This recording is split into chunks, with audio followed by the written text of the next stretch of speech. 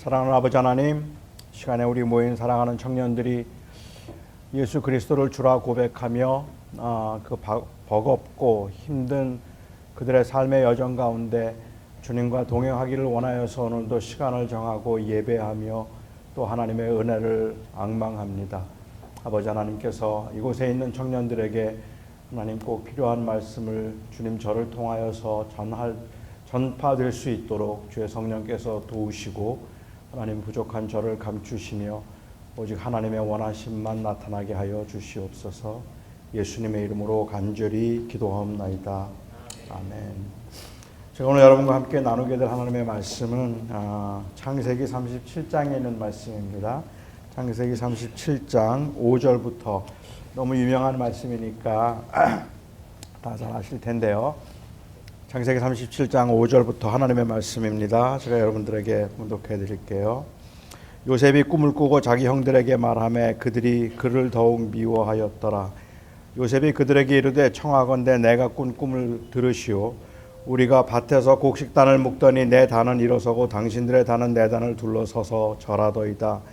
그의 형들이 그에게 이르되 네가 참으로 우리의 왕이 되겠느냐, 참으로 우리를 다스리게 되겠느냐 하고 그의 꿈과 그의 말로 말미암아 그를 더욱 미워하더니 요셉이 다시 꿈을 꾸고 그의 형들에게 말하여 이르되 내가 또 꿈을 꾼즉 해와 달과 11별이 내게 절하더이다 하니라.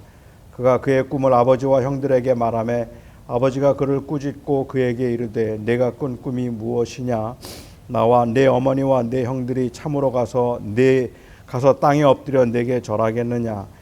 그의 형들은 시기하되 그의 아버지는 그 말을 간직해 두었더라. 검증된 것이 아니기 때문에 신빙성이 좀 없어 보이는 이야기이긴 하지만 뉴욕시 교육위원회에서 한 부모의 영향에 따라 그 후손들이 어떻게 되는가 하는 것을 보기 위해서 그 부모의 영향이 자식들에게 어떻게 미치는가 하는 것을 보기 위해서 18세기에 두 사람을 선정해서 그 후손들을 비교해 보았답니다. 한 사람은 18세기 아주 경건한 하나님의 사람이었던 조나선 에드워즈라는 사람이고, 또 다른 한 사람은 뉴욕시에서 술집을 경영해서 돈을 많이 벌었던 마커스 슐츠라고 하는 사람이었습니다.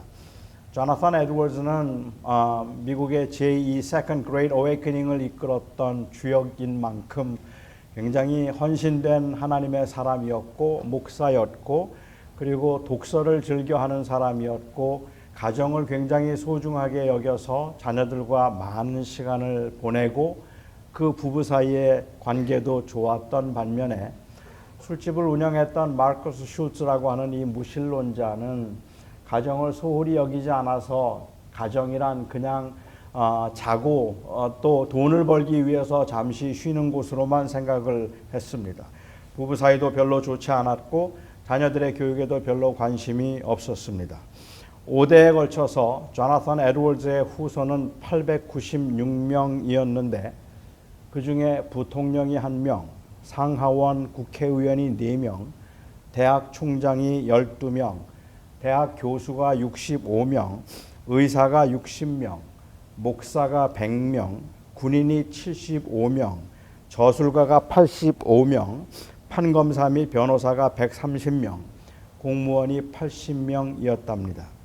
반면에 마커스 슐츠의 5대 손에 걸친 자손은 1062명이었는데 그 중에 교도소에 수감되었던 사람이 96명, 정신병자나 알코올 중독자가 58명, 창녀가 65명, 영세민이 286명, 그리고 기본적인 교육도 받지 못한 사람들이 460명이었답니다.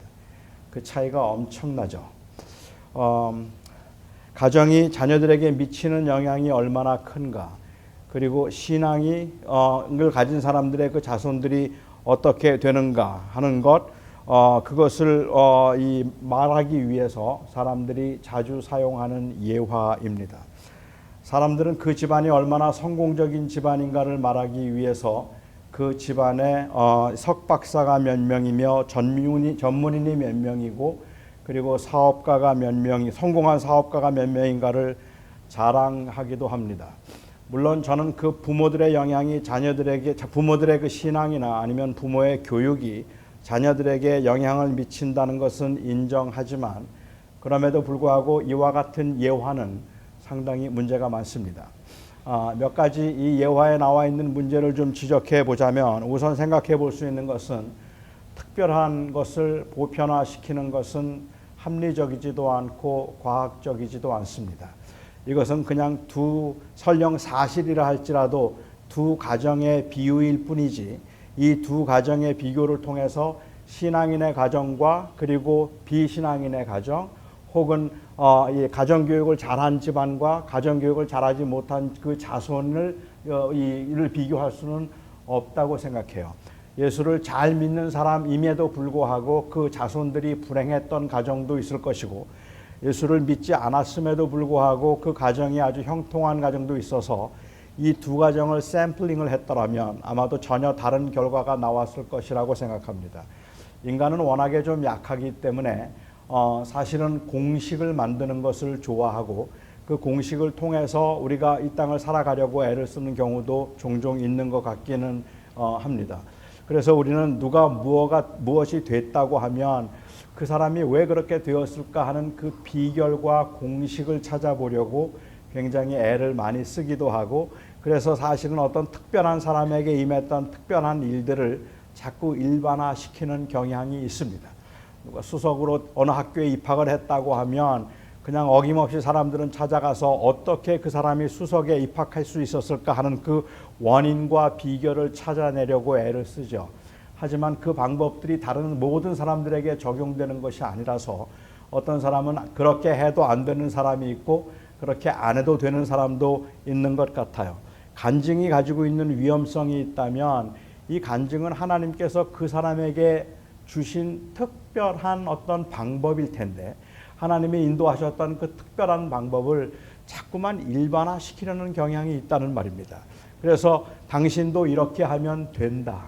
내가 이렇게 했더니 됐는데 당신도 이렇게 하면 된다라고 말하는 건 굉장히 위험한 일입니다. 하나님은 사람들을 다루실 때, 사람들을 인도해 가실 때 하나님은 어떤 공식에 의해서 사람들을 인도해 가시는 것이 아니라 각자 한 사람 한 사람을 위한 아주 특별하고 독특한 계획이 있기 때문에 그렇기 때문에 우리가 답답한 마음에 자꾸 일반화시키려는 그러한 경향은 이해가 되지만 그것은 그렇게 과학적인 것은 아니라고 생각합니다. 게다가 설령 그렇다 할지라도 조나선 에드워즈의 그 경건함이 어떻게 5대 손에 미칠 수 있었는가 하는 것을 증명하는 것은 거의 가능한 일이 아니라고 생각합니다. 또 다른 하나의 이런 예화들의 문제가 있다면 그것은 그리스도인들도 소위 화이트 칼라는 성공이고 블루 칼라는 실패라고 생각하는 그러한 이 세계관의 문제라고 볼 수 있을 것 같아요.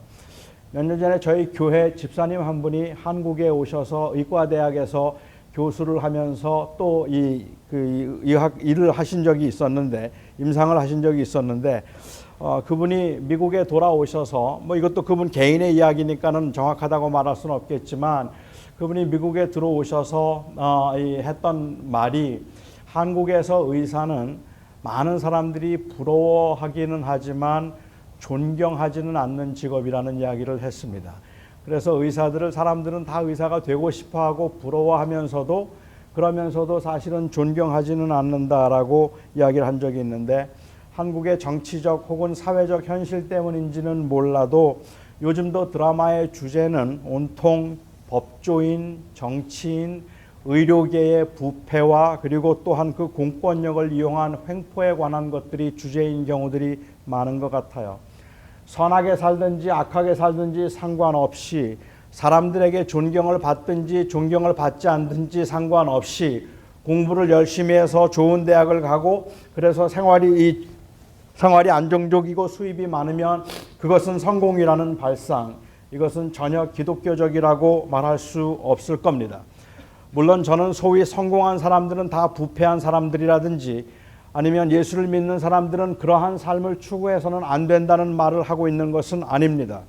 제가 다만 하고 싶은 말은 그리스도인에게도 이 안정적인 수입과 그리고 부유한 삶이 성공의 기준이 되는 것이 문제라는 말을 하고 싶은 겁니다.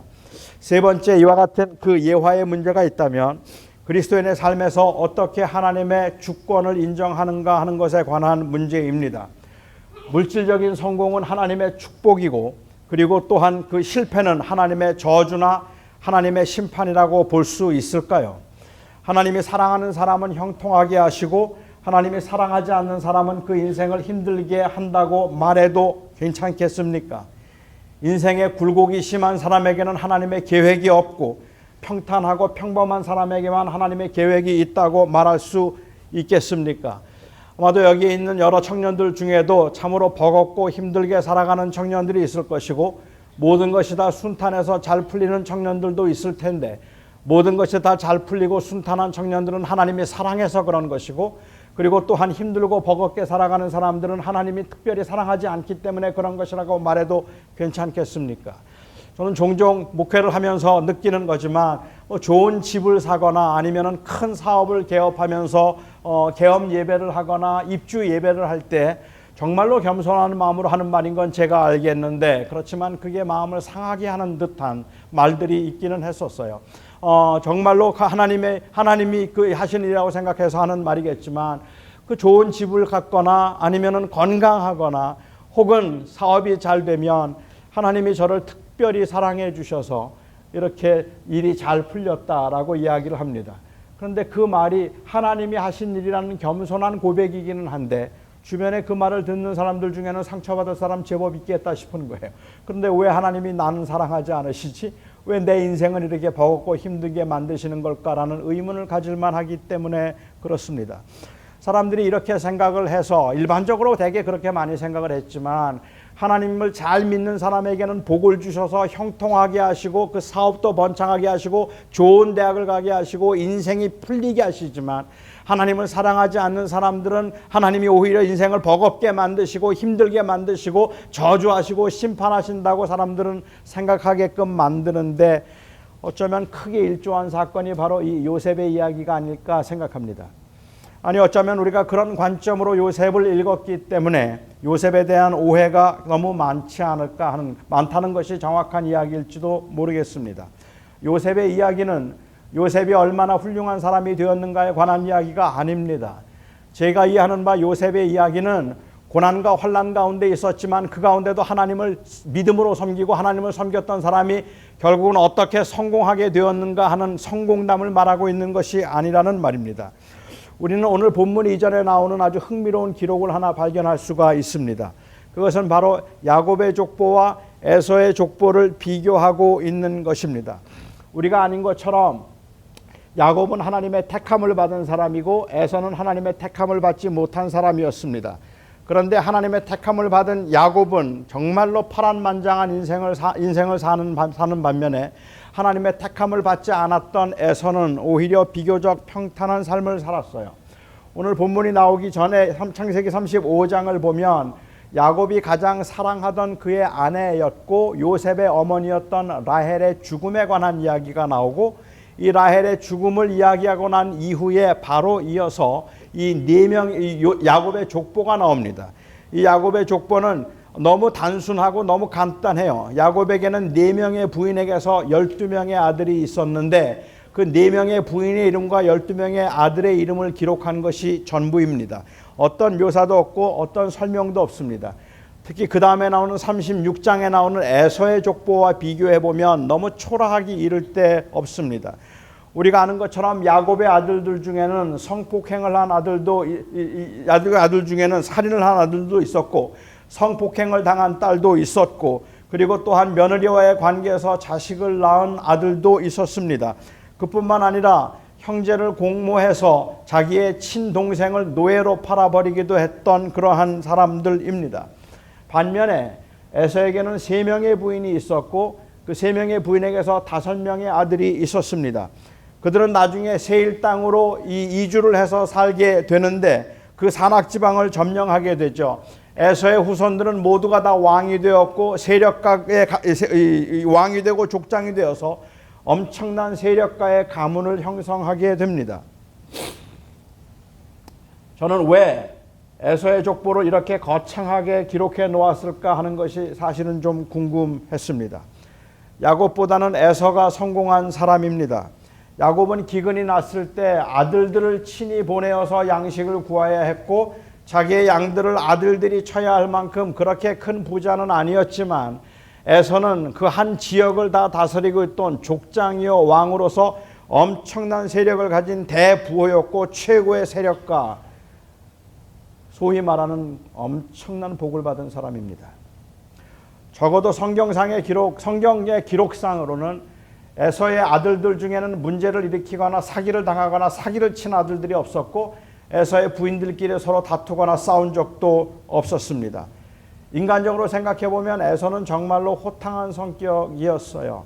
야곱이 동생이었던 야곱이 에서를 속여서 장자권 뺏었습니다. 축복권 뺏었습니다. 에서는 분노했는데 그 형의 분노 때문에 야곱이 도망을 가죠. 그리고 그가 도망을 가서 이 외삼촌의 집에서 20년 동안 나그네 생활을 합니다. 그 20년 객지 생활을 하면서도 갖은 고생 다 해요. 사기를 당하고 사기를 치고 뭐 그렇게 힘들게 살다가 마침내 더 이상 같이 있을 수가 없어서 외삼촌에게 엄청 크게 사기를 당한 다음에 또 그래서 그 복수로 외삼촌을 엄청 속이고 나서 이제 도망을 나오죠. 그렇게 도망을 와서 집으로 돌아오는데 집에 돌아올 때 제일 걱정이었던 사람은 형이었습니다. 형이 자기를 가만두지 않을 것 같았어요. 얍복이라는 강가에서 이 야곱은 하나님 앞에 씨름하면서 기도하고 그 문제 해결을 위해서 기도합니다. 그가 생각해냈던 그 기발한 꾀는 그 재산을 반으로 나누어서 반을 형에게 주겠다는 생각이었어요. 아내들과 그리고 자녀식들과 함께 먼저 보내고 자기는 그 뒤를 따라가겠다고 했는데 에서가 400명의 군사를 이끌고 야곱을 맞으러 옵니다. 야곱 굉장히 두려웠죠. 그런데 에서는 야곱을 보자마자 그를 부둥켜 안고 웁니다. 잘 왔다고. 복수할 마음이 없었어요. 형 이거 가지세요. 그거 관심 없습니다. 네가 돌아왔으니까 됐다. 아버지가 기다리시니까 빨리 가자. 그리고 이 야곱은 알았어요 형. 내가 금방 따라갈게요 해놓고 안 갑니다. 형 먼저 보내놓고 자기는 세겜 땅에 정착을 해서 거기에서 그냥 살지요. 가까이 왔는데도 아버지에게 인사조차 한번 하지 않아요. 그리고 그냥 거기에 삽니다. 그렇게 살다가 형들이 그곳에서 형들이 아니고 그 아들들이 그곳에서 살인을 합니다. 그리고 문제가 있어서 하는 수 없이 그가 다시 도망을 가면서 아버지에게로 돌아오게 됩니다. 에서는 말 한마디 하지 않았어요. 그리고 함께 살면서 에서의 재산과 야곱의 재산이 점점 늘어나서 그 양들을 둘이 같이 칠 수 없을 만큼 그렇게 점점 흥하게 되니까 에서는 그 땅을, 가장 비옥한 땅을 동생에게 주고 자기는 산으로 갑니다. 이쯤 되면 굉장히 멋있는 사람이잖아요. 그렇죠? 굉장히 인간미 있는 사람이고 가정을 사랑하는 사람이고 그뿐만 아니라 에서는 야성이 넘치는 사람이에요. 사냥을 즐겨하는 사람이었고 성경에서는 그의 야성을 표현하기 위해서, 왜 그게 야성일지는 잘 모르겠지만 야서의 표현 뭐죠? 에서에게는 털이 많았어요. 호호호. 멋있죠. 그런 그 에서고 굉장히 호탕한 성격의 소유자였습니다. 이렇게 장황하게 에서의 성공적인 족보를 소개하고 난 다음에 다시 야곱의 이야기로 돌아옵니다. 그리고 요셉을 소개하죠. 요셉은 야곱의 11번째 아들입니다. 그런데 이 야곱은 요셉을 편애했습니다.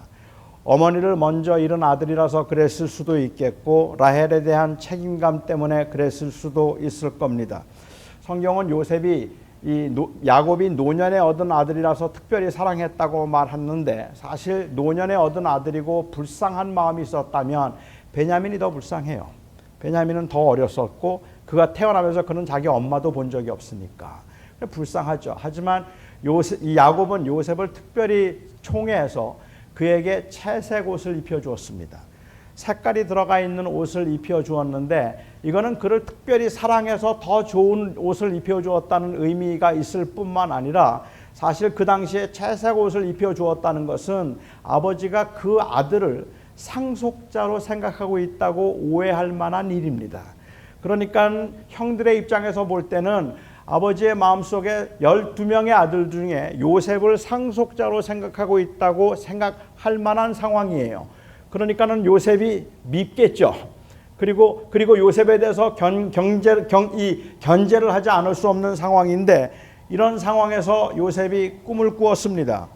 사실 이 꿈은 그냥 요셉이 마음에 품고 다른 사람에게 말하지 않아도 될 만한 그러한 애매한 꿈이었어요. 한 번은 밭에서 곡식단을 묶고 있는데 11개의 단이, 형들이 묶은 단이 자기가 묶은 단에게 절을 하더라는 것이었고, 또 한 번은 하늘에서 자기의 별에게 이 11개의 별들과 해와 달이 자기에게 절을 하더라는 그러한 꿈이었습니다. 제가 짐작하기에는 요셉은 이 꿈이 아무런 의미가 없다고 생각해서 아마도 이 꿈 이야기를 했을 겁니다. 만일 그 꿈을 일종의 계시라고 생각을 했다면 그 꿈 이야기 하지 말았어야 합니다. 이 당시에 요셉의 나이가 적어도 17은 되었을 것 같아요. 17쯤 되었다면 형들이 자기 얼마나 미워하는지 알잖아요. 자기를 왜 왕따시키고 있는지 너무 잘 알고 있잖아요. 그런데 이 꿈 이야기 하겠습니까? 그런데 이 꿈 이야기를 어떻게 할 수 있었을까? 아마도 그가 생각할 때는 이거 별거 아니라고 생각했기 때문에 그 이야기를 했을지 모르겠어요. 아니, 어쩌면 너무 꿈이 좋아서, 여러분도 혹시 그런 꿈을 꾸신 적이 있는지 모르겠는데, 꿈이 너무 좋아서 말하지 않고는 못 견디는 꿈이 있어요. 다른 사람에게 꼭 그 꿈을 자랑해주고 싶고 말해주고 싶은 그러한 꿈이 있는데, 아마도 그렇게 생각을 했는지도 모르겠습니다. 저는 거의 꿈을 꾸지 않았습니다. 근데 아주 오래전에는 제가 토요일 밤마다 꿈을 꾸었습니다. 설교를 하기 위해서 제가 이렇게 섰는데 자꾸만 교인들이 킥킥거리고 웃는 거예요. 그래서 왜 그런가 봤더니 잠옷을 입고 서 있는 꿈을 꾼다든지, 그렇지 않다면은 제가 그 교회 앞을 지나가고 있는데 사람들이 많이 모여 있어요. 아니, 오늘 무슨 날인데 이렇게 사람들이 많이 모여 있지? 하고 그 근처에 가까이 가서 사람들에게 물어봤습니다. 오늘 무슨 날인데 이렇게 많이 모여 있어요? 그러니까 아니, 오늘 목사님 주일이잖아요. 그래요. 근데 저는 주일인 걸 모르고 있다가 그 주일인 것을 그때 알아가지고 설교 준비 하나도 안 했는데, 그런데 갑자기 올라서서 땀을 뻘뻘 흘리면서 버벅거리다가 꿈을 깬 적도 있습니다. 제가 이 꿈 이야기를 하면 아마 여기 있는 거의 모든 청년들이 어렵지 않게 이 설교 때문에 스트레스를 많이 받으셨군요라고 어렵지 않게 해몽해 줄 겁니다. 그것은 제가 이 설교 때문에 스트레스를 받았다는 의미로 이해하는 것, 저는 억울하다고 생각할 수 있을지 모르지만 아마도 그런 표현이라고 볼 수 있을 것 같아요. 전 좋은 꿈을 꾼 적도 있습니다. 미국 사람들이 가득 차 있는데 제가 영어로 설교를 하는 거예요. 그리고 그 설교를 들은 미국 사람들이 다 일어서서 기립박수를 하는 꿈을 꾼다든지, 아니면 저희 교회 이 교인들이 막 몰려들기 시작하는데 더 이상 예배당으로 들어올 수가 없어서 예배당 줄을 서서 기다리다가 예배당 문을 닫는 바람에 그냥 돌아가는 사람들이 다음 주에는 2시간 전에 와서 기다려야 되겠다고 그리고 돌아가는 그 꿈을 꾼 적도 있습니다. 제가 이 꿈 얘기하면 아마 여기 있는 청년들 교회 성장에 엄청 스트레스를 받으셨군요라든지, 영어 때문에 스트레스 좀 받았나 봅니다 하고 그렇게 꿈을 해몽할 수 있을 겁니다. 저는 뭐 그렇지 않다고 생각하겠지만 이 꿈들이 무의식 중에 저희 안에 있는 것들에 대한 생각의 표출이라고 한다면 뭐 그렇게 해석하는 거 어렵지 않을 거라고 생각해요. 요셉은 그 꿈을 꾸고 무슨 내용인지는 몰랐지만 기분이 좋았을 겁니다. 그리고 요셉은 요셉의 형들은 요셉의 마음속에 있는 것이 꿈으로 나타났다고 생각했을 것 같아요. 하도 왕따를 당하니까 이제 형들이 자기 앞에 절하고 형들이 자기 앞에 무릎을 꿇는 그 생각을 하면서 이게 꿈으로 나타난 거지라고 생각해서 더 미워할 수밖에 없는 상황이었단 말입니다. 하지만 요셉의 꿈은 요셉의 내면에 있던 생각을 표출한 것이거나 자기의 야망을 드러내고 있는 생각이 아니라 요셉의 꿈은 사실은 하나님의 계시였습니다. 그러니까 요셉의 꿈은 요셉이 생각하고 있던 것이 아니라 하나님의 생각을 요셉에게 보여주신 것이었을 뿐인데, 이 요셉의 꿈을 통한 하나님의 계시가 굉장히 애매합니다. 구약 성경, 특별히 이 창세기에서는 꿈을 통해서 하나님의 계획을 보여주신 적이 많이 있습니다. 그런데 하나님께서는 그래서 아브라함에게도 꿈으로 나타나셨고 야곱에게도 꿈으로 나타나셨고 이삭에게도 꿈으로 말씀을 해 주신 적이 있어요. 꿈을 꾸거나 환상을 볼 때마다 하나님께서는 반드시 말씀해 주셔서 아브라함에게 말씀하시기를 내 자손이 하늘의 별과 같이 바다의 모래와 같이 많아질 것이라고 말씀하셨고, 이삭에게도 그 똑같은 말씀을 하셨고, 야곱에게도 똑같은 말씀을 해 주셨습니다. 그런데 요셉의 꿈에서는 한마디도 하지 않습니다. 요셉의 꿈에는 야곱의 하나님께서 하신 말씀이 한마디도 없습니다. 왜냐하면 사실은 이 요셉은 하나님의 언약을 이어가는 자손이 아니기 때문에 그래요. 성경에서는 요셉에 관한 이야기를 많이 하고 있기는 하지만 요셉은 하나님의 언약을 이어가는 자손이 아닙니다. 하나님께서 그 언약을 이어가실 때 아브라함에게 말씀하셔서 네 자손을 하늘의 별과 같이 많게 해주겠다고 하시고, 그래서 그 다음에 이삭을 주신 후에 이삭에게 네 자손을 하늘의 별과 같이 많게 하겠다고 말씀하시고, 그리고 그 다음에 야곱에게 내 자손이 번성할 것이라고 말씀하시고, 그 다음에 누구에게 말씀하셨을까요? 유다에게 하십니다. 유다에게. 유다가 언약을 이어가는 자손이에요. 그래서 그 유다에게서 다윗이 나오고 다윗에게서 예수 그리스도가 나오죠. 요셉과 모세는 이스라엘 백성들을 가나안 땅으로 인도해 드리는 역할과 그리고 그 백성들을 가나안에서 데리고 나오는 역할을 하고 있을 뿐입니다. 그러니까 엄밀한 의미에서 요셉에게는 하나님께서 계시로 언약을 말씀하실 리는 없는 거예요. 그런 말씀을 하지는 않습니다. 그런데 이 꿈을 통해서 하나님이 무슨 일을 하겠다는 말씀을 전혀 언급하지 않았기 때문에 이 꿈이 형들에게 하도 왕따를 당해서 나타난 심리적 현상이라도 보아도 될 만한 그러한 꿈이었다는 말입니다. 만약에 요셉이 이 꿈을 꾸고 난 다음에 그 꿈을 통해서 이제 내가 형들보다 더 높은 자리에 올라가게 될 것이고 형들은 나에게 결국은 머리를 숙여서 절을 하게 될 것이라고 이해를 했다면 이건 엄청난 비약이고 그것은 야망에 불과할 뿐입니다. 이 꿈은 요셉이 꾸었던 꿈이 아닙니다. 하나님의 꿈입니다. 하나님께서 앞으로 어떤 일을 하실까 하는 것을 보여주기 위한 꿈이었다는 말입니다. 이 하나님의 꿈은 단순히 요셉과 요셉의 형제들을 비교해서 그래서 왕따 당하던 요셉을 하나님께서 어떻게 형제들 위해 뛰어나게 하실 것인가 하는 것에 관한 이야기가 아니라는 말입니다. 이 꿈의 이야기는 요셉의 이야기가 아닙니다. 오히려 여기서 대조되고 있는 것은 이미 말씀드렸던 것처럼 야곱과 에서의 대조입니다. 하나님의 택함을 받았던 에서가 이 땅에 사는 동안에는 보잘것없어 보이고 아무런 기력도 없어 보이지만 그럼에도 불구하고 하나님께서 그를 통하여서 하나님의 구원을 이루게 되실 것이라는 말씀을 하기 위한 것이라는 말이죠. 이 꿈의 내용은 단순히 왕따 당하던 요셉이 어떻게 출세하는가 하는 것이거나 하나님의 택함을 받은 야곱이 어떻게 자기의 아들 요셉을 통해서 한을 풀어가는가 하는 것에 관한 이야기라고 보는 것은 맞지 않습니다. 정말 그렇겠습니까? 역시 그렇죠. 하나님의 택한 백성 그냥 내버려 두실 리가 없죠. 하나님이 택한 백성들을 하나님께서는 반드시 세워주셔서 지금은 비록 약하지만 하나님께서는 크게 하실 것이고 성공하게 하실 것이고 형통하게 하실 것이라고 말할 수 있겠죠. 그런데 정말 하나님이 꿈을 통해서 그 말씀을 하고자 하셨다면 저는 좀 실망스러워요. 저는 실망스러울 뿐만 아니라 조금 섭섭하기까지 해요. 정말 하나님이 그 말씀을 하고 싶으셨다면 하나님을 믿는 사람들은 결국은 다 성공하고 형통할 것이라는 말씀을 하고 싶으셨다면 조금 더 화끈하게 해주셨으면 좋겠어요. 하나님 믿는 사람들은 진짜 다 부자 되는 거예요. 정말로 하나님 잘 믿는 사람들은 공부 별로 안 했는데도 다 좋은 데 가는 거예요. 하나님 잘 믿어서. 그리고 하나님 안 믿는 사람들은 아무리 공부해도 다 떨어지는 거예요. 이쯤 되면 하나님 잘 믿으면 복받아 그 말 할 수 있어요. 그런데 아니죠. 아무리 교회를 열심히 나와도 공부 안 하면 시험 점수는 안 나오죠.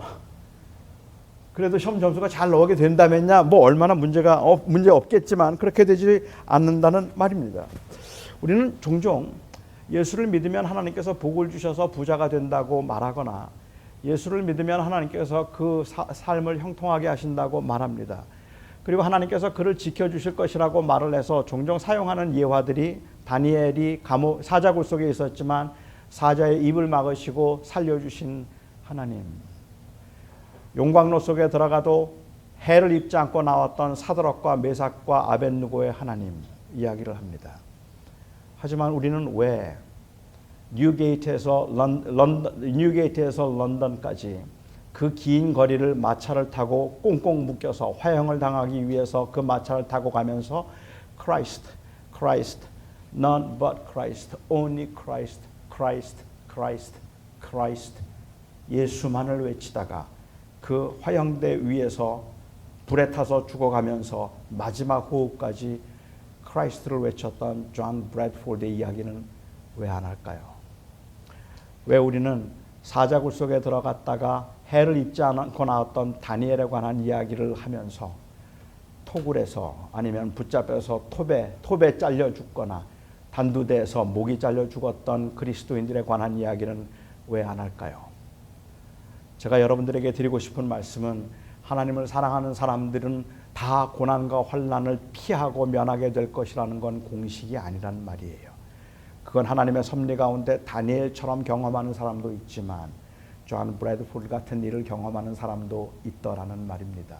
이 땅에 살면서 우리가 믿으면 형통해질 거라고 생각한다면 그것은 심각한 오해라고 생각합니다. 여러분 아십니까? 요셉이 총리가 된 것은 그렇게 기가 막히고 놀라운 성공이 아닙니다. 사실은 요셉이 총리가 된 것은 그 이 아브라함의 자손들, 요셉의 식구들과 그 이후에 아브라함의 후손들에게는 엄청난 고난의 시작일 뿐입니다. 그들에게는 고난이 이제 시작되어서 400년 남의 나라에서 종살이를 시작하는 겁니다.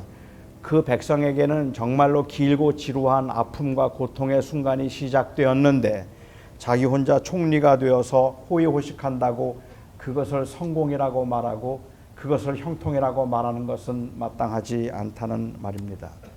하나님께서 아브라함과 언약을 맺으셨어요. 창세기 15장을 보면 좀 재미있는 사건이 나오는데 언약을 맺으시면서 하나님이 말씀하시기를 하늘의 별과 같이 너희 자손을 많게 해줄 것이며 그리고 또한 그 이 바다의 모래와 같이 내 자손이 많게 할 것이라고 말씀하셨습니다. 그때 아브라함이 그걸 믿었어요. 아브라함에게 그때 자손이 없었거든요. 자식이 없었는데도 그걸 믿었어요. 그리고 하나님께서는 그걸 믿었던 그 믿음을 의롭다고 여겨 주셨습니다. 그리고 난 다음에 하나님께서 말씀하시기를 이제 너희가 이 땅을 차지하게 될 것이다. 가나안을 차지하게 될 것이라고 말했어요. 근데 그때 아브라함이 보인 반응이 재밌어요. 이 땅을 차지하게 될 것이라고 했더니 아브라함이 말하기를 우리가 이 땅을 차지한다는 증거 좀 보여주세요 그래요. 증거를 보여달라는 거예요. 그리고 하나님께서 그래 3년 된 수소와 3년 된 수염소와 3년 된 암양 그리고 비둘기를 가져다가 다 고기를 쪼개어 놓으라 라고 했습니다. 그래서 염소와 양과 소를 각을 다 쪼개어서 놓았어요. 새는 쪼개지 않았습니다. 이 장면은 당시 근동지방에서는 언약식을 맺고 있는 장면입니다. 그 이 강대국의 왕과 약소국의 왕이 언약을 맺을 때 그 짐승을 쪼개어 놓고 대체로 약소국의 왕이 그 사이를 지나갑니다. 걸어서 지나가죠. 이 말은 네가 만일 이 언약을 지키지 않으면 이 쪼개진 고기와 같이 네가 정령 죽으리라 하는 그 언약입니다. 그래서 그걸 쪼개놓으라고 했어요. 물론 하나님의 임재를 의미하는 건데 그런데 하나님이 안 오시는 거예요. 해가 어두워진 다음에 기다리다가 아브라함이 깜빡 잠이 들었어요.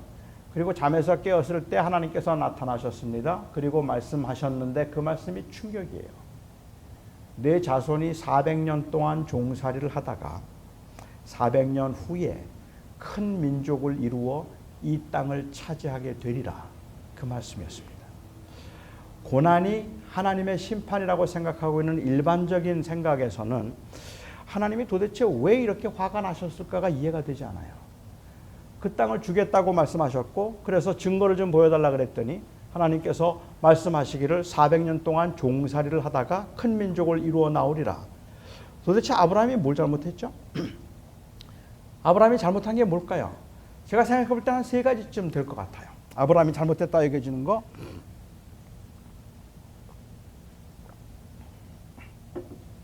우선 첫 번째 생각해 볼 만한 아브라함의 잘못은 리즈닝이에요.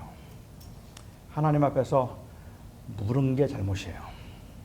따진 게 잘못이에요. 내가 내 자손을 하늘의 별과 같이 많게 해주시리라 말씀하셨을 때 아멘 그랬잖아요. 이 땅을 내 자손에게 주리라. 아멘 그랬어야 되는데 증거 보여주세요. 그리고 하나님께서 화가 나신 거예요. 하나님 앞에서 함부로 자꾸만 묻거나 따지는 거 이거 큰일 나요. 여러분들이 뭐 목사님이 설교하는데 잘 이해가 안 된다고 하더라도 그거 잘 이해 안 되는데요. 그거 잘못 물으면 400년 종살이에요. 삼위일체가 뭔지 잘 모르겠네요. 하나님, 목사님 왜 악인은 형통하고 의인은 왜 자꾸 고난을 당하는 걸까요? 왜 세상은 이렇게 어지럽지요? 이거 잘못 물으면 400년 종살이에요.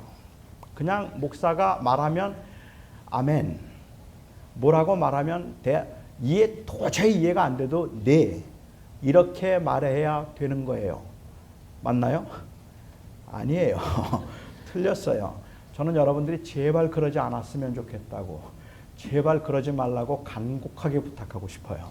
절대로 믿지 마세요. 무조건 믿는 게 아니라 우리는 묻고 믿는 게 맞는 거예요. 그게 왜 그런지, 어째서 맞는지. 그러니까는 리즈닝은 하나님 앞에 아무 문제가 되지 않아요. 예레미야 선지자도 그리고 욥도 또 이 하박국 선지자도 하나님 앞에 계속 묻잖아요. 하나님, 어찌하여서 악인들이 잘 됩니까? 왜 의인은 고난을 당하고 하나님의 백성들은 왜 고난을 당하고 어찌하여서 악한 자들이 더 형통합니까? 계속해서 묻잖아요. 그러니까 우리는 하나님이 하시는 일들, 하나님 왜 나에게 이런 시련을 주십니까?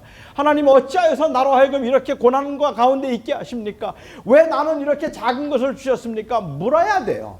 묻는 게 당연해요. 저는 아브라함이 증거를 보여달라고 했던 게 하나님께 문제가 되지 않았을 거라고 않는다고 생각합니다. 두 번째 생각해 볼 만한 문제가 될 만한 것이 있다면 뭔가 하면 하나님, 이건 예배의 현장은 아니었지만 하나님의 임재를 기다리는 중에 잤어요. 제가 지금 설교하는데 조는 사람이 몇 명 보여요. 설교할 때 내가 설교하는데 졸면 400년 종살이 해요. 와, 그거 알고 조는지 모르겠어요. 조심하셔야 돼요. 지금 자꾸 깜빡깜빡하고 자꾸 눈을 위로 치뜨는 분들이 몇 분 계시는데 이러다가 400년 종살이 할 텐데 하는 생각이 들어서 무서워요. 그러니까는 절대로 졸지 마세요. 그런 걸까요? 예배 시간에 졸면 하나님이 이렇게 화내시나요? 그럴 리가 없습니다. 그럴 리가 없습니다. 저는 개인적으로 예배 시간에 조는 사람들이 고맙습니다. 예배 시간에 조는 사람들을 보면 제가 고맙게 여기는 이유는 집에서 자도 되는데 왜 여기서 졸까 하는 생각이 들기 때문에 그래요. 집에서 잘 수도 있는데 그 피곤한 몸을 이끌고 왜 여기 와서 이렇게 피곤하고 졸리운데 왜 여기 앉아 있을까? 전 그게 열정이라고 생각해요. 그래서 그 열정과 열심이 저는 오히려 고맙단 말입니다. 이 사도행전에 보면 졸다가 이 창가에서 떨어져 죽은 사람 이야기 나오죠. 유두고라고 하는 사람에 관한 이야기입니다. 그런데 유두고가 창가에서 떨어져 죽었는데, 그런데 이것은 예배 시간에 강론할 때 졸면 죽는다, 이런 메시지를 주기 위한 것이 아니라 사실은 그 당시 교회에는 굉장한 위로가 되는 말씀이었다고 저는 생각을 해요. 모든 학자들이 동의하지는 않지만 이 유리크스라고 하는 이름, 유두고라고 하는 그 이름은 원래 그 당시에는 노예의 이름이라 그래요. 그러니까는 노예의 이름인데 거기 사용한 청년이라는 단어는 10대를 가리킵니다. 그러면 10대 노예였다고 한번 가정해 볼까요? 그러면 한 노예 10대 소년인 이 노예가 아침부터 저녁 늦게까지 그 시간을 자기 마음대로 쓸 수 있는 것이 아니라 고되게 일을 해야 됩니다. 주인에게 정말로 힘들게 일을 해야 되는 거죠, 주인 앞에서. 그리고 바울이 그 드로아라는 마을에 처음 이제 왔는데 이제 일주일 동안 머물다가 돌아가는 거예요. 그렇게 돌아가기 전에 마지막 강론을 하는 시간입니다. 그 마지막 강론을 하는 시간이기 때문에 유두고는 너무 가고 싶었을 거예요. 일 다 끝내고 갔을 겁니다. 새벽부터 나가서 주인이 시키는 대로 고되게 일을 하다가 그리고 그 강론하는 자리에 그 말씀을 듣기 위해서 그곳에 갔어요. 그런데 너무 피곤한데 우리 한글 성경에 보면 재밌는 것은 거기에 그 다락방에 사람들이 모였는데 등불이 많았더라라고 얘기를 했어요. 사실은 불이 많았다예요. 여기에 불이 많았다는 이야기를 왜 거기서 기록하고 있을까요? 밝았다는 말일까요? 그 당시에 전기가 만들어지긴 전이니까 거기에 불이 많았다는 이야기는 호롱불이라는 얘기겠죠. 그러면 불이 많았다는 이야기는 뭘 암시할까요? 공기가 탁했단 말이에요. 그 기름을 태워야 되기 때문에 공기가 굉장히 탁했어요. 사람 가득 차 있습니다. 그런데 거기서 강론을 하고 있는데 공기가 너무 탁한 거예요. 불이 너무 많았기 때문에. 그리고 오순절 직전이니까 초여름입니다. 아마도 이 유두과라고 하는 청년은 잠을 깨기 위해서 별짓을 다 했을 것 같아요. 그런데 너무 힘들어서 조금 바람이라도 쐬려고 창가에 앉았는데 그 잠을 이기지 못하고 떨어져서 죽었어요. 이쯤 되면 제가 볼 때는 정말 엄청난 헌신이고 제가 볼 때는 열심이에요. 그렇잖아요. 그 말씀을 듣기 위해서 잠을 깨우려고 그렇게 애를 썼는데 그런데 그 피곤함을 이기지 못했기 때문에 그렇죠. 예배 시간에 조는 거 아무 문제 없어요. 일부러 저 보라고 졸면 달라요. 그렇긴 하지만 그렇지 않다면 정말 듣고 싶은데 피곤해서 자꾸만 졸음이 온다면 그건 전혀 미안할 일이 아니라고 저는 생각해요. 아브라함이 솔개를 쫓다가 잠이 들었다고 해서 하나님이 예배 시간에 졸았다고 진노하실 리가 없습니다. 어떤 사람들은 말하기를 새는 다 각을 떴는데 짐승을 떴는데 새는 쪼개지 않았다. 큰 죄는 다 회개하면서 작은 죄는 회개하지 않았기 때문에 하나님 앞에 모든 문란하고 더러운 죄를 다 회개하면서도 어젯밤에 야동 본 거 회개하지 않았기 때문에 하나님께서 400년 종살이하게 하신다. 그것도 맞는 말이 아니에요. 새는 각을 뜨지 않게 돼 있어요. 새는 쪼개지 않게 돼 있어요. 제가 이 말씀을 왜 계속 드리는가 하면 아브라함이 잘못한 거 없어요. 고난을 당했지만 아브라함이 잘못한 거 없어요. 오히려 하나님께서 지금 말씀하고자 하시는 것은 무엇인가 하면 내가 400년 동안 종살이를 하게 될 거야. 굉장히 어렵고 힘든 시간을 보내게 될 것이지만 그 어려운 시간을 거치고 난 다음에는 큰 민족을 이루어서 이 땅으로 내가 반드시 돌아오게 하겠다. 비록 그 앞에 고난이 잠시 있기는 하겠지만 그 고난을 통하여서 내가 원하는 일들을 반드시 이루어 줄 것이야. 그러니까 이 땅을 줄 것이니까 고난 가운데 있을지라도 참고 기다려야 한다 하는 이 말씀을 하기 위해서 주님께서 말씀하시고 반드시 돌아오게 고난이 있지만 그 고난 끝에 하나님이 그 큰 민족을 이루어서 이 땅을 차지하게 될 것이라는 하나님의 약속을 이루어 주겠다고 하시면서 언약식을 하시는 거예요. 짐승들을 쪼개어 놓고 주님이 하늘로부터 용광로가 내려와서 하나님이 직접 지나가시는 거예요. 반드시 되리라. 그리고 그 자리를 예수가 지나가셨습니다. 그래서 하나님은 그 언약을 이루시고 고난 가운데 있는다 할지라도 하나님은 절대로 우리를 버리지 않으셔서 하나님의 그 약속을 이루신다는 것을 말씀해 주신 사건입니다. 그래서 그 400년의 엄청난 고난의 길을 가기 위해서 요셉을 택해서 요셉을 통하여서 그 민족이 이제 가나안에 이 애굽에 들어갈 수 있도록 아브라함에게 하신 약속을 성취하기 위해서 이 꿈을 지금 주신 것이고 그 하나님의 구원을 이렇게 이루겠다고 말씀해 주고 계시는 거란 말입니다. 그런데 어떻게 이것을 요셉의 성공이고 출세라고 말할 수 있겠어요? 그 백성에게는 400년 고난의 시작인데 말입니다. 요셉의 생애를 말할 때 따라오는 또 다른 한 말 중에 하나가 있다면 형통이라는 말입니다. 하나님께서 그와 함께 하심으로 그를 형통하게 하셨더라. 저는 요셉의 꿈만큼이나 오해가 많은 말이라고 저는 생각합니다. 39장에 나오는 특별한 표현을 보면 하나님께서 여호와께서 그와 함께 하심으로 그를 형통하게 하셨더라. 하나님이 함께 하셔서 그래서 그를 형통하게 하셨다라고 이야기를 하고 있는데 솔직히 답답합니다. 저는 너무 답답해요. 39장 2절 볼까요? 여호와께서 요셉과 함께 하심으로 그가 형통한 자가 되어 그의 주인 애굽 사람의 집에 있으니 그의 주인이 여호와께서 그와 함께 하심을 보며 여호와께서 범사에 그를 형통하게 하심을 보았더라. 여러분 답답하지 않으십니까? 이게 뭡니까? 하나님이 함께 하셔서 형통하게 하심으로 그가 주인에게 인정을 받아서 그래서 거기서 조금 더 편안하고 나은 삶을 살게 된 거? 이게 형통입니까? 형통하려면 자유해야죠. 노예 생활에서 풀려나야죠. 여전히 노예인데 뭐가 형통해요? 여전히 노예인데 여전히 지금 그 고난 가운데 있으면서 주인 잘 만나서 그 주인이 그를 잘 봐주었기 때문에 형통하게 되었더라. 여전히 외국에 팔려와서 말도 안 되는 억울한 그 누명을 쓰고 억울한 그 상황에서 원하지 않는 일을 주인이 시키는 대로 해야 될 노예일 뿐인데, 그가 형통해서 자유한 것도 아니고 형통해서 그가 더 성공한 것도 아닌데, 하나님이 적어도 여기서 요셉을 형통하게 하셨더라고 말할 정도라면 그 주인인 보디발을 종으로 삼고 자기가 주인이 됐을 때 하나님이 형통하게 하심으로 그가 주인이 되게 하시고 그 주인은 요셉의 종이 되게 하셨더라. 이쯤 되면 멋있어요. 그런데 여전히 노예인데 하나님이 형통하게 하셨다? 도대체 형통이 뭔가요? 안전한 거? 편안한 거? 여호와께서 함께 하심으로 요셉이 형통했다는 말이 성경에 한 번 더 나옵니다. 언제 나올까요?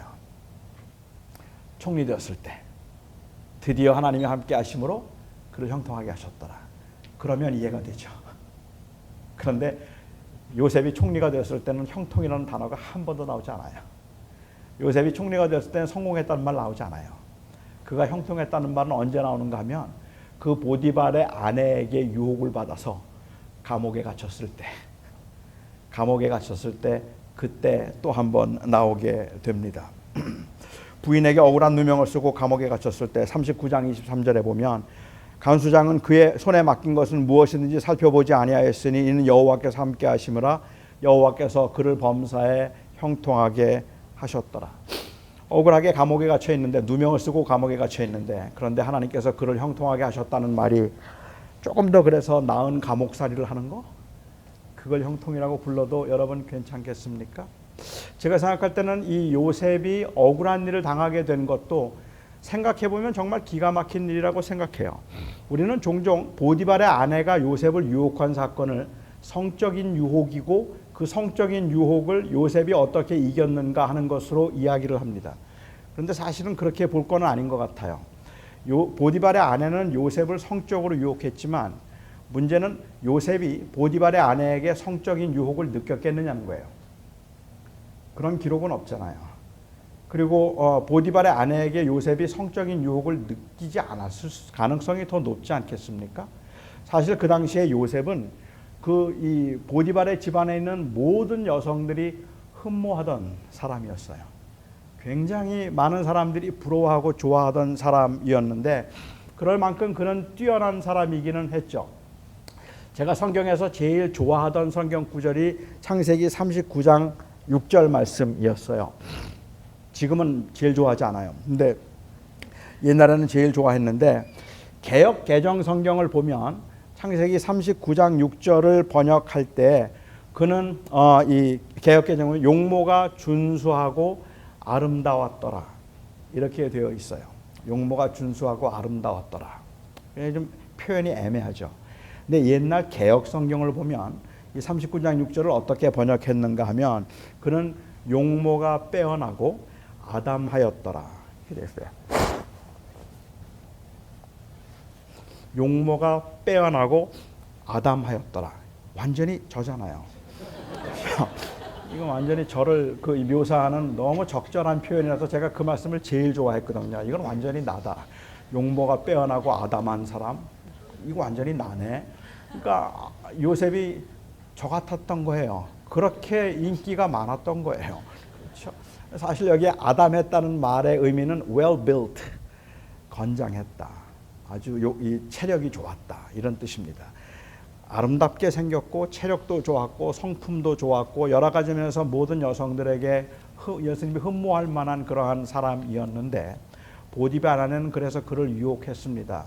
그런데요, 요셉의 경우에 있어서는 성적인 유혹을 받아서가 아니라 주인의 아내가 그를 유혹한 그 순간에 그는 이제 죽음입니다. 거절해도 죽고 받아들여도 죽어요. 그에게는 아무 초이스가 없어요. 그렇다고 거기서 그냥 받아들여서 그렇게 이 부인의 요구를 받을 수도 없어요. 그렇다고 주인의 요구를 거절해도 이런 일이 발생하는 거예요. 그러니까는 그에게는 아무런 가능성이 없는 그냥 어느 날 갑자기 임하게 된 말도 안 되는 재앙인 거예요. 억울하기 이를 데 없는 재앙이 그에게 임한 겁니다. 자기가 유혹을 느꼈는데 그 유혹에 넘어갔거나 아니면 넘어가지 않으려고 몸부림을 치는 이런 사건이 아니라 그 권력과 힘을 가지고 그에게 다가오는 순간에 이미 벌써 요셉은 죽은 거예요. 그런 억울한 사정에서 억울한 상황에서 그가 감옥에 갇히게 되었는데 그 감옥에 있으면서 하나님께서 그와 함께 하심으로 형통하게 하셨더라. 이런 유혹이나 아니면 이런 위기에 당하지 않게 하시는 게 형통함이잖아요. 그런 위기에 처했다 할지라도 이 보디발이 아내를 오히려 책망하고 요셉을 세워주는 거, 내가 그 아내의 유혹, 내 아내의 유혹을 물리쳐줘서 고맙다. 그리고 그를 더 높여주는 거, 막 이러면 그걸 형통이라고 부르면 이해하겠어요. 근데 이건 그게 아니잖아요. 이게 무슨 형통이에요? 그런데 성경은 그것을 형통이라고 사용하고 있어요. 왠지 아세요? 제가 이해하기에는 성경이 보고 있는 형통은 얼마나 잘 사는가, 얼마나 안정되게 사는가로 말하고 있는 것이 아니라 얼마나 하나님의 계획하신 대로 쓰임을 받는가로 말하기 때문에 그래요.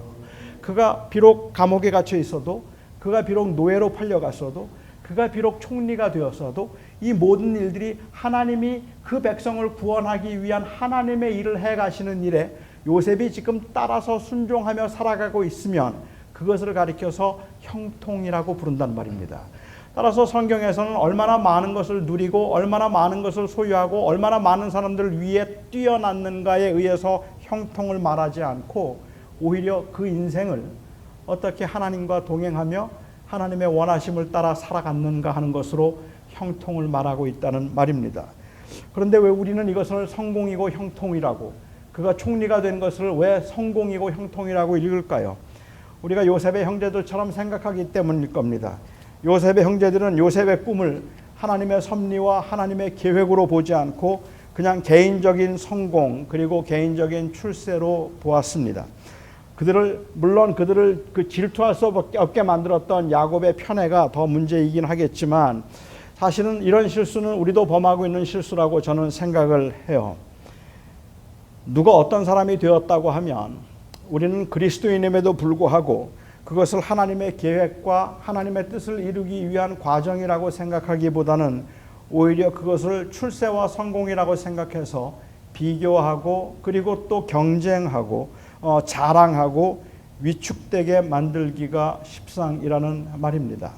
세상에서 얼마나 잘났든, 세상에서 얼마나 빛나든, 세상에서 얼마나 초라해 보이든 그리스도인들은 하나님의 뜻 가운데 하나님의 계획과 원하심을 이루고 있다는 것을 고백하고 있음에도 불구하고 우리는 그럼에도 불구하고 눈에 보이는 대로 쉽게 자랑하고 쉽게 비교하고 그래서 반대로 낙심하기도 합니다. 그러면서 우리가 꿈꾸는 것은 하나님의 도우심과 은혜로 우리가 언젠가 크게 될 것이라는 것, 그것을 꿈꾸고 있죠. 이것을 출세라고 부르고 하나님이 동행하심으로 우리가 누리게 될 형통이라고 말하고 있는 것이 문제라는 말입니다.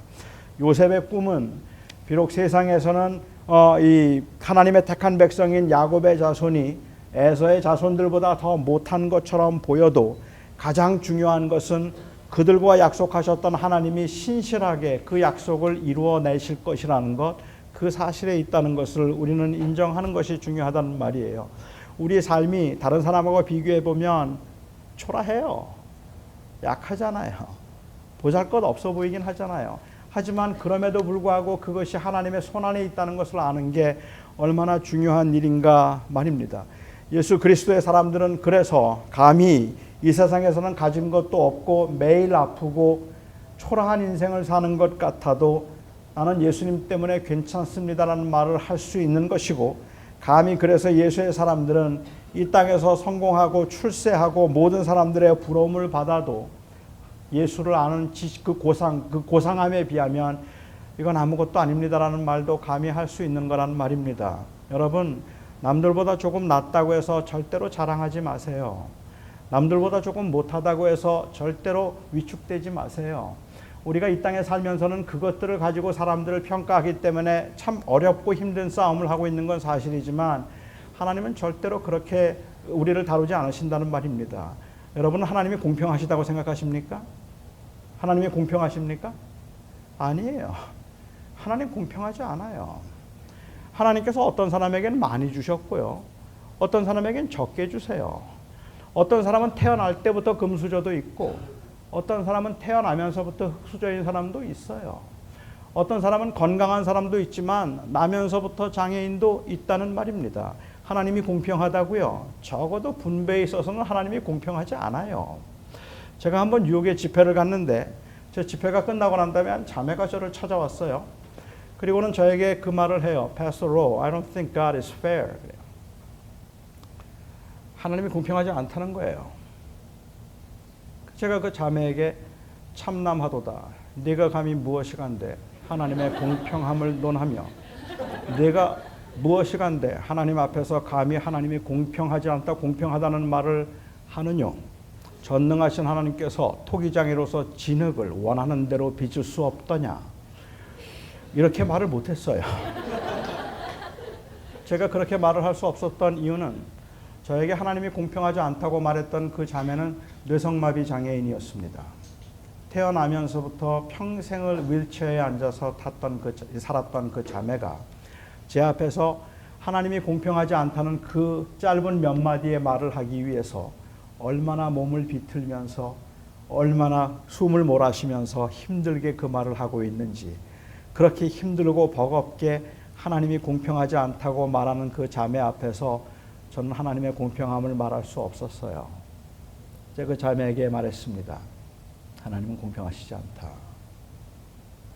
하나님은 적어도 분배에 있어서는 공평하지 않아요. 어떤 사람에겐 많이 주셨고 어떤 사람에겐 적게 주셨어요. 예수님의 비유를 보아도 어떤 사람에겐 5을 주셨고 어떤 사람에겐 2를 주셨고 어떤 사람에겐 1달란트를 주셨어요. 저는 예수님께서 이 5, 2, 1를 말씀하시면서 왜 하필이면 숫자를 5, 2, 1를 하셨을까가 못마땅하기도 해요.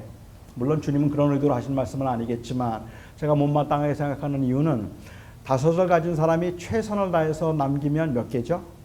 5을 남기는 거예요. 배를 남긴다는 건 최선을 다했다는 말이겠죠.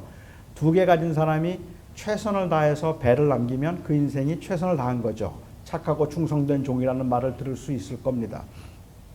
하나님이 예수님께서 5, 3, 2 이렇게 말씀하셨으면 5개 가진 사람이 노라만 준다면 3개 가진 사람이 열심히 하면 찬스가 좀 약하긴 하지만 이길 수 있는 찬스가 조금은 있어요.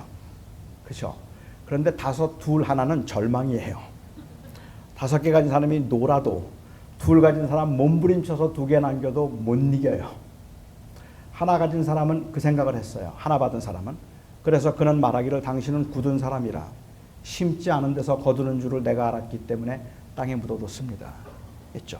그리고 주인이 돌아와서 네가 만일 그렇게 생각했다면 차라리 은행에다도 맡겨서 이자라도 남게 만들지 왜 땅에다 묻었느냐라고 말해요. 이건 하나님에 대한 불평과 원망을 이야기하고 있는 불공평함에 대한 처소라고 생각하는데 저는 하나님께서 어떤 사람에겐 5을 주셨고 어떤 사람에겐 2를 주셨다고 생각해요. 처음부터. 그래서 어떤 사람들은 태어나면서부터 다 가지고 있는 사람이 있고 태어날 때는 다 갖지 않았어도 많은 것을 소유할 만한 기가 막힌 능력과 그리고 또한 그 가능성을 가지고 있는 사람이 있는가 하면 여기 있는 분들 중에도 어떤 분들은 정말로 사는 것 그냥 그 자체가 버거울 만큼이나 손에 가진 게 별로 없는 사람들도 있어요. 처음부터 그냥 바닥부터 살아야 되는 그러한 인생도 있기 때문에 너무 힘들어요. 아무리 애를 써서 취한다고 할지라도 겨우 그냥 2개 정도 남길 수 있을 정도라 5개 가진 사람에 비하면 아무것도 아닌 거예요.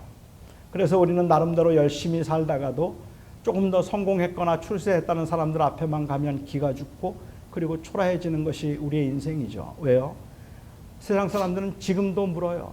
끊임없이 묻고 있는 질문이 너 몇 개 가졌니? 물어봐요. How many do you have? 아니면 묻죠. 너 뭐 할 줄 아니? 무엇을 할 수 있는가 하는 그 능력에 의해서 생산성에 의해서 한 사람의 가치를 결정하려고 하고 그리고 그의 소유와 신분에 의해서 가치를 결정하려고 하는 이 세상에서는 너 몇 개 가졌느냐는 그 질문, 너 뭘 할 줄 아느냐는 그 질문 앞에서 절망할 수밖에 없는 청년들이 얼마나 많겠느냐는 말입니다. 하나님은 공평하지 않아요. 어떤 사람에겐 많이 주시고 어떤 사람에겐 적게 주셨어요. 제가 그 자매에게 이야기를 했어요. I think God has given you only quarter talents, not even one. 하나님이 너한테는 1달란트도 아니고 쿼터 탈란트 주신 것 같다. 4분의 1밖에 안 주신 것 같다. 그런데 you know what? 하나님의 공평함이 어디에 나타나는지 아니? 하나님의 공평함은 세상의 공평함은 몇 개를 가졌는가 있지만 하나님의 공평함은 하나님은 너에게 몇 개를 주셨는가를 기억하시고 하나님은 그 주신 것을 배를 남기는 것 이상을 기대하지 않으신다. 하나님이 너에게 쿼러를 주셨으면 그냥 열심히 살아서 쿼러를 남기면 하나님 앞에 착하고 충성된 종이야. 세상 사람들은 half가 졌다고 욕하겠지만 하나님이 보실 땐 네가 성공한 거야. 이 세상 사람들은 5개 가지고 3개 남겨서 8개 가지면 2개 가지고 2개를 남긴 사람의 배를 가졌다고 성공이라고 자랑하겠지만 그걸 형통이라고 말하겠지만 하나님이 보실 때 5 가지고 3 남긴 사람은 악한 종이고 2 가지고 2를 남긴 사람이 충성된 종이 되는 거야. 하나님은 몇 개를 가졌는가를 묻지 않으시고 몇 개를 주셨는지를 기억하셔서 주신 것에 배를 기대하지 않으시는 분. 거기에 하나님의 공평함이 있다. 그러니까는 결국 하나님의 뜻을 이루며 살아가는 형통함은 얼마나 출세했는가 성공했는가로 말할 게 아니라는 말이에요. 우리가 얼마나 하나님 앞에서 하나님의 뜻을 이루며 살아가는가로 말하는 것이 더 맞다는 말입니다. 제가 장애인이기 때문에 아마 그럴지도 모르겠다는 생각이 드는데 저는 살면서 별로 그렇게 마음에 들지 않는 단어 중에 하나가 인간 승리라는 단어예요. 인간 승리. 장애인들을 격려하기 위해서 하는 말인 것은 알겠는데 그 장애인들을 격려하면서 하는 말이 너도 헬렌 켈러가 될 수 있어. 너도 헬렌 켈러가 될 수 있어. 이 말이 그에게 가능성과 그리고 용기를 주는 말인 것처럼 보이지만 그 뒤에 숨겨져 있는 의미는 너는 헬렌 켈러가 되지 못하면 내 가치가 없는 거야 라는 말처럼 들리기도 한다는 말입니다. 왜 헬렌 켈러가 돼야 돼요? 헬렌 켈러는 헬렌 켈러만 되는 거 아니에요. 헬렌 켈러가 아니라도 너 소중해 라고 말해주면 얼마나 좋겠어요. 이 땅에 살면서 비록 가진 게 별로 없어도 그래서 굉장히 버겁게 장애를 가지고 살아가는 사람이라도 네가 얼마나 소중한 사람인지 아니? 라고 말해주면 좋겠는데 너도 할 수 있어. 너도 할 수 있어. 너도 좋은 대학 갈 수 있고 너도 훌륭한 사람이 될 수 있고 너도 모든 사람들의 존경받는 사람이 될 수 있어. 그런 사람도 있겠죠. 그렇게 된 사람도 있겠죠. 하지만 그렇게 되지 못하는 사람들이 그래서 그 인생을 실패한 인생이라고 말해도 되겠느냐는 말입니다. 그냥 그 자체를 소중하게 여겨주는 게 마땅하지 않겠느냐는 말이에요.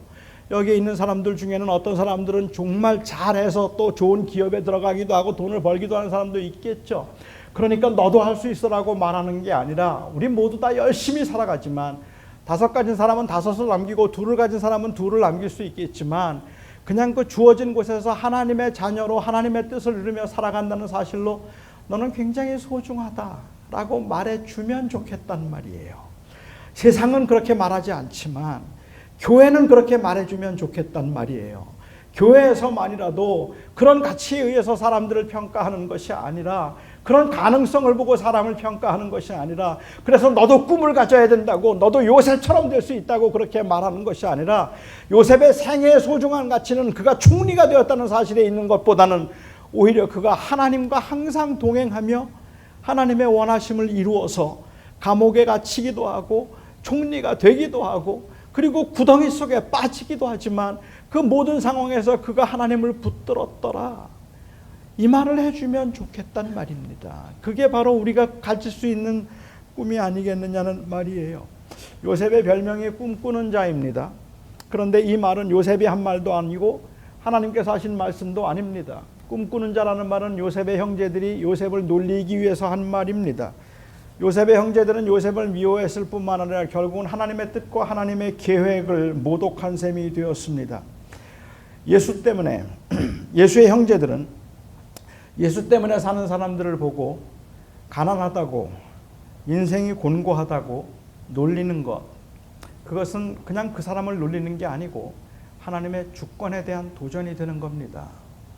잘 많은 것을 소유했다고 해서 그것으로 다른 사람들을 무시하거나 아니면 다른 사람들을 비웃거나 그들 위에 그 군림하여서 누리려고 하는 것, 그것은 하나님의 주권에 대한 모독이 되는 겁니다. 저는 요즘도 청년들을 자주 만나고 청년들과 함께 생활을 많이 하니까 청년들이 가끔 저에게 물어요. 목사님, 내가 이 다음에 뭐가 될까요? 야, 내가 어떻게 아냐? 내가 점쟁이냐? 네가 뭐가 될지를 왜 나한테 물어? 이거는 제가 볼 때는 이 바른 답이 아니라고 생각했어요. 청년들의 질문은 운명론적으로 저의 어떤 예지적인 능력을 묻고 있는 질문이 아니라 오히려 내가 지금 이렇게 열심히 살고 있기는 한데 자신이 없습니다라는 말이에요. 내가 어떻게 될까요? 내가 뭐가 될까요? 정말 열심히 살고 싶기는 한데 그런데 지금 이 땅에서 내가 정말 잘 살아낼 수 있을지 잘 모르겠어요. 정말 모르겠어요. 자신이 없습니다. 그래서 묻는 질문이죠. 저는 그 청년들에게 대답할 때 내가 어떻게 아느냐 뭐 이런 이야기보다 오히려 이렇게 말해주고 싶었어요. 내가 무엇이 될까를 아는 것보다 오히려 더 중요한 질문이 있지 않을까? 어쩌면 그것보다 선제되어야 되는 질문은 하나님, 제가 하나님 앞에 인정받는 삶을 살고 싶습니다. 제가 하나님과 동행하는 삶을 살고 싶고 하나님의 뜻을 이루는 삶을 살고 싶습니다. 비록 그게 고난의 길이라 할지라도, 비록 그게 형통의 길이라 할지라도 저는 형통에서 교만하지 않고 그리고 또한 이 고통스러워서 낙심하지 않고 그 열악한 환경에서도 최선을 다하며 좋은 환경에서도 겸손하게 하나님을 인정하고 하나님 앞에서 오히려 더 겸손으로 하나님을 섬기며 살아갈 수 있도록 만들 수 있는 내 인생의 가장 소중한 것은 제 삶이 하나님의 손에 있다는 것입니다. 하는 이 고백이 무엇보다 중요하겠다는 생각을 저는 합니다. 저는 여기 있는 우리 청년들이 어떤 삶을 사는지 모르겠습니다. 두 가지만 이야기하고 싶어요. 그리고 결론을 내리고 싶습니다. 혹시 여러분들이 다른 사람들보다 조금 더 나은 삶을 살거든, 조금 더 괜찮고 남들보다 그래도 조금은 비교적 부러워할 만한 그러한 그 위치에 있다고 생각하거든, 절대로 교만하지 마세요. 그건 그냥 하나님의 계획 안에 있을 뿐이에요. 그 교만은 오히려 그것을 화로 만들 수도 있어요. 그렇기 때문에 그냥 하나님이 나에게 맡기신 일, 하나님이 많이 주셨지만 아마도 나에겐 많은 것을 요구하실 거야 라고 생각하고 겸손하게 살아야 합니다.